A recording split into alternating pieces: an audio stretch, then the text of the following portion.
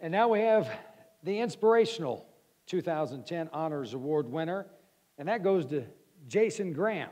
Grew up in Southeast Denver in a family of 5 children.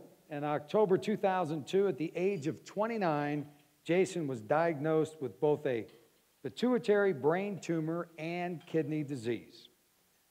In February of 2003, Jason had successful brain surgery.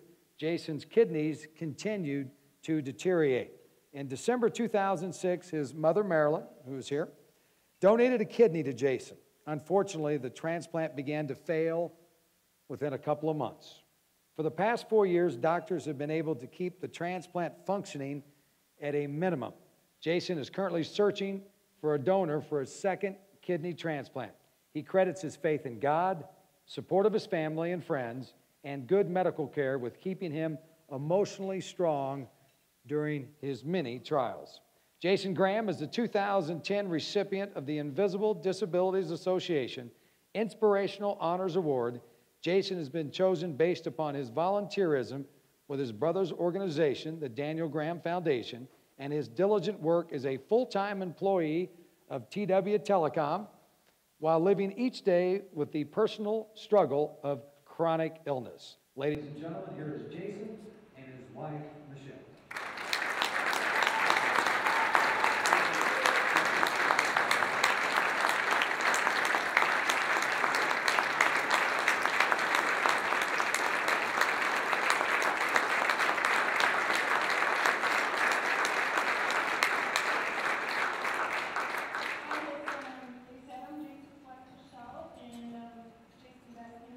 Words from this evening. First, Jason would like me to thank the Invisible Disabilities Association for choosing him to receive the Inspiration Award.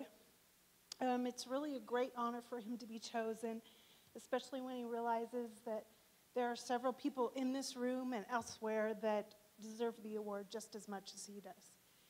And Jason's story kind of echoes a little bit of Ed's story. Jason has gone through a lot of trials in his short life. At the age of 29, within 1 month, Jason was diagnosed with both a brain tumor and kidney disease. His son was not quite 3 years old at the time, and it seemed like pretty devastating news to our young family. But people all over the world began praying for Jason. After an MRI in 2002, doctors discovered a large, solid mass in Jason's brain. They said it was about a size 3 out of a 4, so pretty large. And the neurosurgeon said at the time that they would not be able to remove the entire tumor, that he would need radiation therapy afterwards. During this time, Jason experienced an overwhelming sense of peace, and an incredible thing happened during his surgery. When the neurosurgeon began cutting into where the tumor should be, a bunch of liquid came pouring out. The neurosurgeon was unable to catch the fluid that came out. We don't know what it was, but he didn't need radiation therapy because the tumor had disappeared. And we're thankful for that. And Jason, being Jason, went back to work about 6 weeks later. And in telling you this story, we acknowledge that not all of us have miraculous outcomes like this. There seems to be often no rhyme or reason to illness. And Jason wants to encourage other patients and their families to continue to pray, to hope, to rely on God, and especially to love others through your illness, as Ed was to others will really bring something back to you and make you feel really good. And in fact, Jason had conquered one illness, but over the next 4 years, Jason's kidneys continued to worsen. He had his first transplant in December 2006, and as we stated, within a month, his transplant began to fail, and he's now looking for a second donor. Through all of his physical struggles, Jason has continued to work full-time, volunteer for charities, and advocate for affordable health care and financial assistance for families facing chronic illness. I know that healthcare reform has become somewhat of a volatile topic lately, but we just want to continue to speak out for families devastated by high medical costs and those that are falling through the cracks in our system. So however we do it, we just want to continue to speak out for those people. Before I would end, Jason would like to recognize his mom, Marilyn, for the gift of life. Thank you. Not only did she give birth to Jason, but she also donated a kidney to him. And Lord willing, this December, they will celebrate 4 transplant years.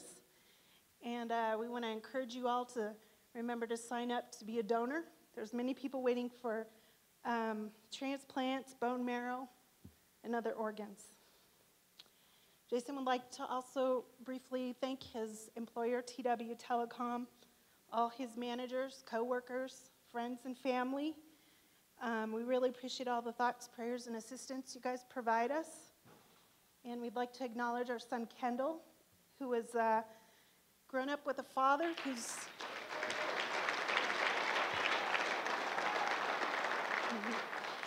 Kendall's grown up with a father that's not always able to do the same things as other fathers do, but we really couldn't ask for a better son. And last but not least, Jason would like me to thank God, who teaches him daily what it means to hope, to trust, to love, and to walk in faith. Thank you.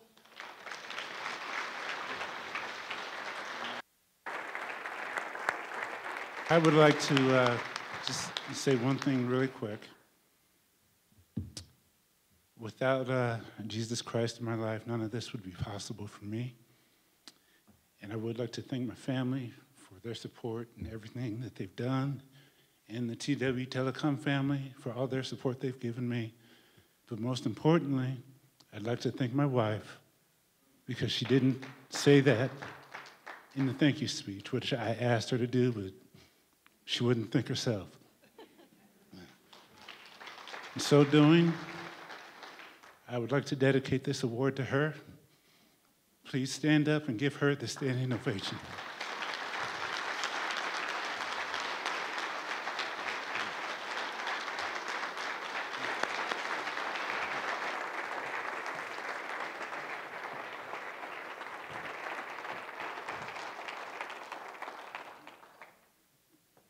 Wow. Thank you, Jason. Thank you, Michelle. Thank you, the entire Graham family.